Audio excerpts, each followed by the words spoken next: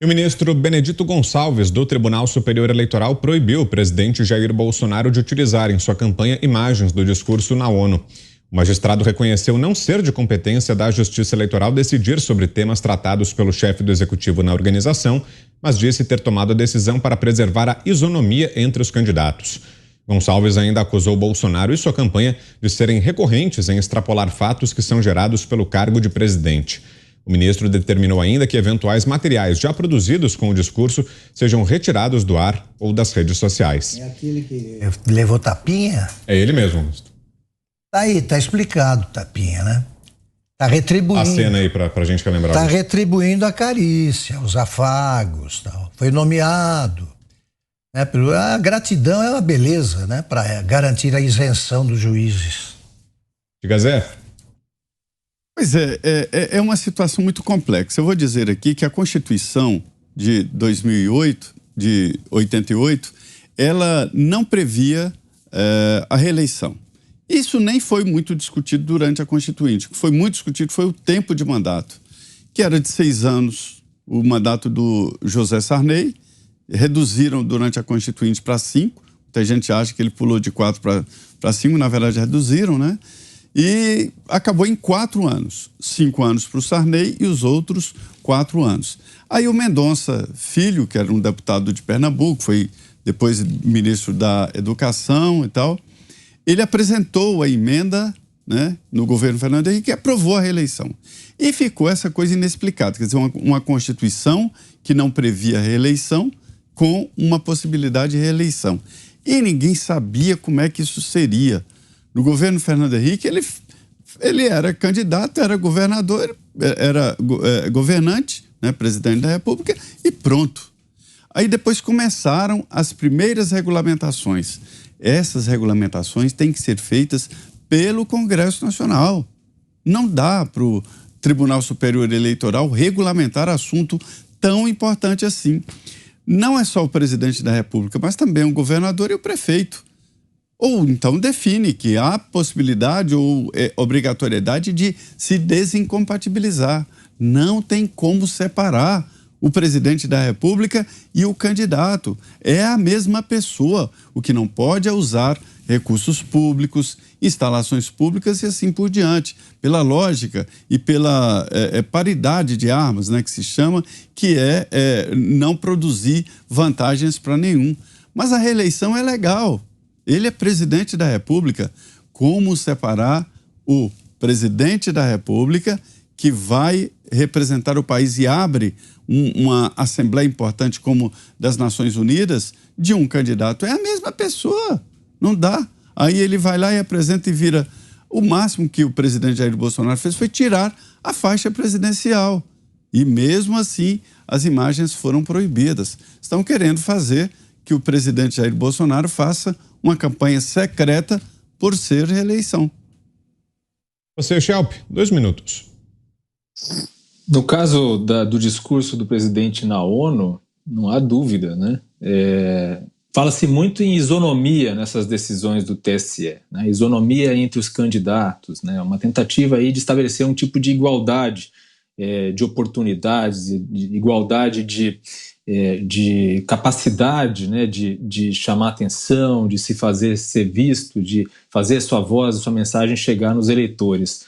Evidente que é impossível estabelecer, impossível para a Justiça Eleitoral garantir essa igualdade, essa isonomia entre os candidatos. Ainda mais porque há vários candidatos, e alguns deles que são considerados nanicos, né, aqueles considerados que não têm chance de chegar no segundo turno, não recebem essa mesma atenção, essa mesma tentativa de estabelecer isonomia. Mas falando de isonomia, a gente tem que admitir que nas últimas vezes, né, nas vezes em que o Lula buscou a reeleição, em que Dilma Rousseff buscou a reeleição, eles fizeram um discurso na ONU e, pelo menos no caso de Lula, ele usou, né, a campanha dele usou esse discurso, trecho desse discurso, na propaganda eleitoral gratuita, na propaganda de rádio e TV.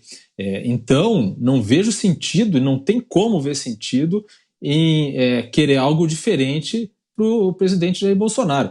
E pode-se argumentar, mas o conteúdo era diferente, o conteúdo do discurso do presidente este ano foi um discurso claramente eleitoreiro, mas os outros também foram. Tradicionalmente, os discursos dos presidentes na ONU já são voltados para o público interno. E tanto Lula quanto a Dilma fizeram discursos pensando, voltados para a questão eleitoral. Tanto que o Aécio Neves, em 2014, reclamou do discurso de Dilma Rousseff, dizendo que era um discurso de propaganda eleitoral. Mas que eu saiba, não houve, a Justiça Eleitoral não questionou o uso desse discurso, o uso do palanque na tribuna da ONU pela então presidente Dilma Rousseff. Diga, Ana. Vitor, é o consórcio vai só aumentando, o consórcio da velha imprensa, já aí carcomida, partidos políticos, TSE/STF, é um conglomerado político ativista do antibolsonarismo psicótico. A verdade é essa. E agora, aí nesse conglomerado, acho que a gente pode começar a empurrar os institutos de pesquisa ou as lojinhas de porcentagem, porque as disparidades, elas são gigantescas, como nós estávamos falando, não estão dentro ali da margem de erro. Agora, esse consórcio não é uma coisa do Brasil apenas nessa eleição. Para quem nos acompanha aqui já há algum tempo, nós temos dito que a esquerda brasileira, o consórcio brasileiro, ele vem copiando muito as ferramentas que a esquerda americana e o consórcio americano eles usaram aqui contra Donald Trump. Estávamos falando dos institutos de pesquisa, enquanto os meus colegas estavam falando, eu dei uma procurada aqui e encontrei o New York Times, o famoso New York Times, em 18 de outubro de 2016, ou seja, 3 semanas antes daquela famosa eleição que Donald Trump foi eleito, o New York Times dava 91% de chance de vitória para Hillary Clinton. 91%.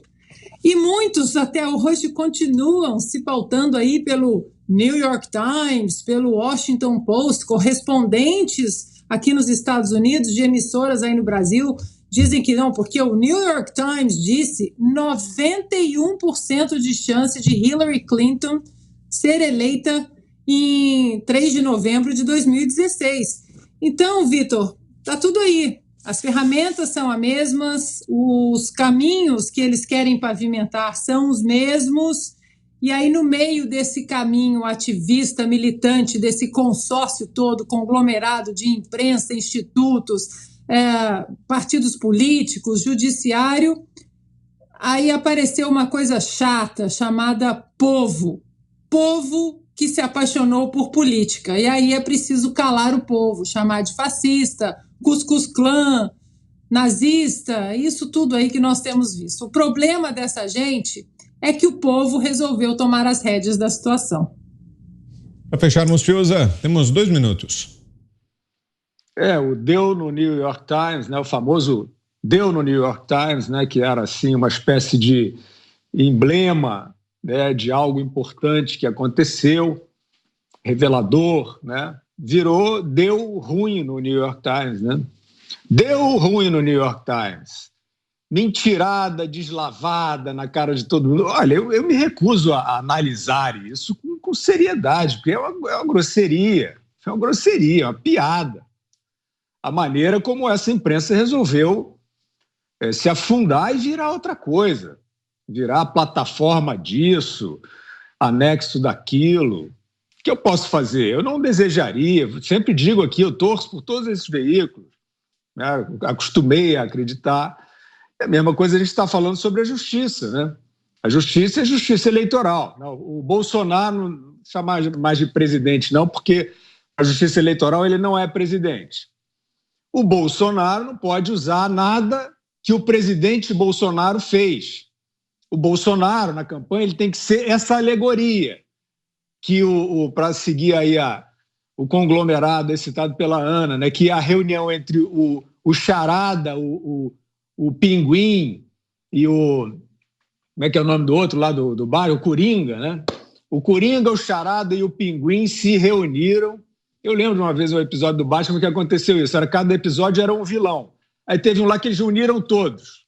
O Pinguim, o Charada e o Coringa. É isso aí, o Pinguim, o Charada e o Coringa estão aí bailando na eleição, né? Com as suas vestes alucinadas aí. Então, o Bolsonaro não é o presidente Bolsonaro. O Bolsonaro não pode usar nada que o presidente faz. A Justiça Eleitoral não pode usar o seu poder de arbitrar a eleição para fazer política. Isso é verdade. Isso é fato.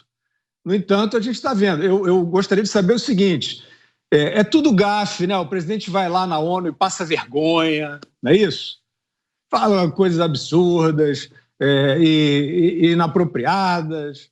Aí vai um monte de farofeiro de verde e amarelo para a rua, um fenômeno horrível, né? Que os cheirosinhos ficam dizendo: eu nunca mais quero que tenha um 7 de setembro, que eu tenha medo de sair na rua. Pessoa, né, passando por um vexame, né? Não sei como é que consegue se olhar no espelho. E aí você tem, de fato, apesar desse churrasco, apesar dessa farofa toda, ele não pode usar, não é gafe. Por que ele não pode usar a gafe? Então é isso, tem que chamar o IPEC para ver, para medir direitinho quantos tapinhas o Lula deu no rosto do senhor Benedito Gonçalves e avaliar, e fazer os cruzamentos estatísticos, né? Qual é o efeito, se é que há algum efeito, dos tapinhas. Será que o Bolsonaro pode usar isso na campanha dele? Assim, a Dilma, o penteado da Dilma em primeiro plano, aí passa o Lula lá, né, no bonachão Benedito Gonçalves dando seus tapinhas. Será que o Bolsonaro pode usar isso na campanha? Pergunta aí para o IPEC.